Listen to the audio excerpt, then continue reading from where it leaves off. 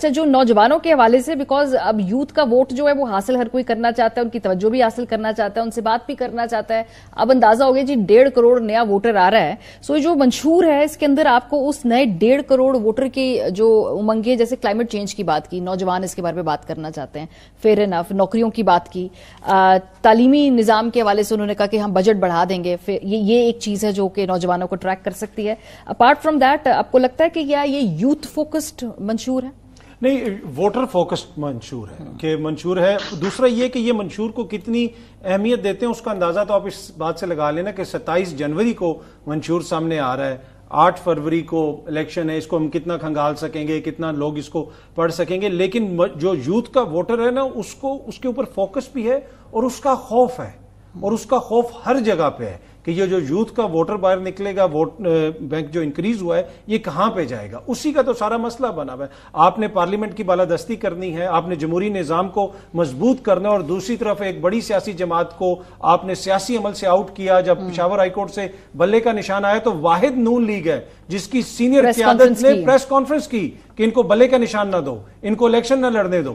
ٹھیک ہے, یہ حالت ہے کہ آپ کے مخالفین جیلوں سے الیکشن لڑ رہے ہیں, خواتین جیلوں سے الیکشن لڑ رہی ہیں. علیم عادل شیخ صاحب جو ہیں وہ سندھ میں, بلاول صاحب کے لیے بھی سوچنے کا مقام ہے, سندھ میں وہ بھی جیل سے الیکشن لڑ رہے ہیں. تو آپ نے جمہوریت کو ایسے مضبوط کرنا ہے کہ سیاسی مخالفین کے ساتھ اس قسم کا سلوک ہو رہا ہے, ان کو الیکشن کمپین نہیں چلانے دی جا رہی, اس پہ آپ کچھ بات نہیں کرتے. تو پر میرے خیال میں اب یہ جو بھی منشور ہے 8 فروری کو عوام اس کو دیکھیں گے, سوچیں گے, سمجھیں گے اور اس کے مطابق ووٹ دیں گے. ٹھیک ہے. اچھا اس کے علاوہ رضا, آج پاکستان پیپلز پارٹی نے بھی مزید ایک پریس کانفرنس کی ہے, اور اس کے علاوہ وہ اپنے منشور کو مزید کلیئر کرنا چاہتے ہیں. سو انہوں نے آج جو اپنے منشور کے جو دیگر نکات ہیں اس حوالے سے پریس کانفرنس کی, لیکن ان کے جو منشور کے نکات میں آپ کو پڑھ دینا چاہتی ہوں تاکہ ہم تھوڑا سا کمپیریزن بھی کر سکیں. اور کام کرنے والوں کی حقیقی آمدن کو دگنا کیا جائے گا. اگین یہ کیسے کیا جائے گا, اس کا پورا میکنزم کیا ہوگا, اس حوالے سے کلیئرٹی نہیں ہے. غریبوں کی, بے زمینوں کی, محنت کشوں کی جو ہے ان کو رہائشی مکان دیے جائیں گے. پیپلز پارٹی کے منشور میں یہ دعویٰ کیا گیا کہ بھوک مٹاؤ پروگرام شروع کیا جائے گا اور اسکول جانے والے بچوں کو مفت کھانا فراہم کریں گے. کیا ہم جانتے ہیں کہ پاکستان کے اندر کتنے بچے اسکولوں سے باہر 2.5 کروڑ سے زیادہ پہلے ان کو اسکولوں میں ڈالیں گے اور پھر اس کے بعد ان کو مفت کھانا دیں گے. آئین کے آرٹیکل 25A کے مطابق تعلیم کے حصول سب کے لیے ممکن بنایا جائے گا. پیپلز پارٹی کے منشور میں مزدور کارڈ دیے جانے کا وعدہ ہے. نوجوانوں کو یوتھ کارڈ دیا جائے گا. پاکستان کے ہر ضلع میں کم از کم یونیورسٹی بنائی جائے گی. پورے ملک میں بنیادی سطح کے علاج معالجے کے لیے مفت سہولتیں, مفت دوائیں. سو اس میں مجھے پھر بھی لگتا ہے رضا صاحب کہ تھوڑا سا جیسے نوجوانوں کے ارد گرد بہت ساری جو میسیجنگ ہے, میں میسیجنگ کی بات کروں بیکاز ان کی جو کیمپین ہے نئی سوچ کو موقع دیں, نئی سوچ کو آنے دیں, تو ایٹ لیسٹ پیپلز پارٹی کی میسیجنگ نوجوانوں کے ارد گرد ہے. پی ایم ایل این کی میسیجنگ مجھے نہیں لگتی کہ انہوں نے نوجوانوں کو سوچ کے کیمپین بنائی ہے.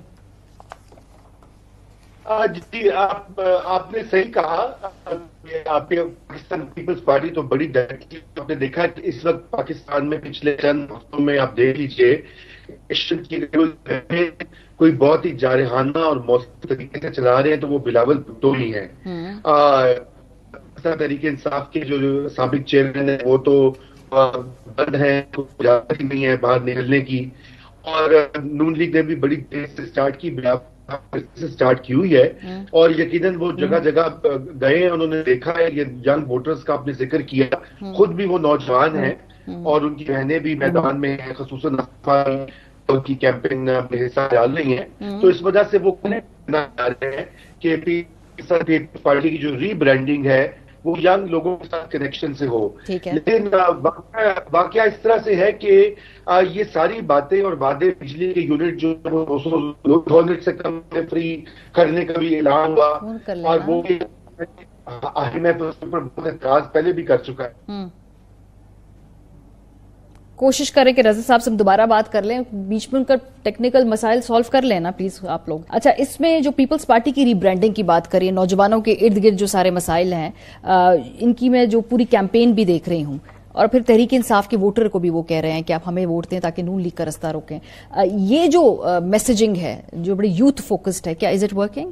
دیکھیں اس کے دو پہلو ہیں. ایک تو بلاول صاحب جو باتیں کر رہے ہیں وہ بڑی اچھی باتیں کر رہے ہیں, مائنورٹیز کی وہ بات کرتے ہیں, کمزور طبقات کی وہ بات کرتے ہیں, وہ کہ انتقام نہ لینے کی بات کرتے ہیں, وہ خواتین کو جس طریقے سے جیلوں میں بند کیا گیا اس حوالے سے بات کرتے ہیں. تو بہت سارے ایسی چیزیں ہیں جس میں آپ کو فیوچر میں ہوپ نظر آتی ہے. دیکھیں یہی کیا عادت ہے نا, انہی لوگوں نے آگے آنا ہے, بار بار سیاست کرنی ہے, آسمان سے فرشتے تو نہیں آئیں گے. پھر پیپلز پارٹی نے جنرل سیٹ کے اوپر ڈاکٹر سویرا پرکاش کو ٹکٹ دیا بنیر سے. تو پیپلز پارٹی کی کچھ جو ایسی پروگریسو پالیسیز ہیں, میرے خیال میں بیک ٹو دا بیسکس اگر جائیں گے بلاول صاحب اور شیڈوز سے باہر نکلیں گے, اور بلاول کی سوچ جس دن آپ کو حاوی نظر آئے گی پیپلز پارٹی پہ, آپ دیکھیں گے کہ پیپلز پارٹی کی پاپولیرٹی میں بھی اضافہ ہوگا. اس میں تو کوئی دو رائے نہیں ہے کہ بلاول صاحب کی یہ ہے.